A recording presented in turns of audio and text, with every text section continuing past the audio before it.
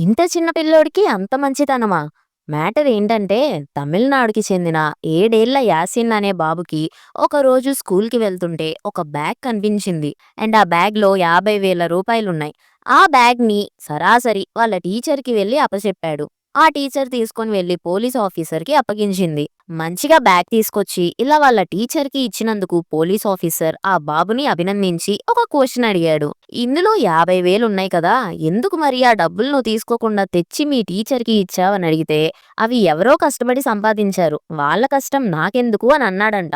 ఇంక police officer మెచ్చుకొని, ఎలాగన్నా ఈ బాబుకి ఏదో ఒక గిఫ్ట్ ఇవ్వాలి అని అనుకున్నారు. సో నీకు ఏం కావాలి అని ఆ బాబుని అడిగితే, నా ఫేవరెట్ హీరో అయిన రజనీకాంత్ గారిని కలవాలి అని అన్నాడంట.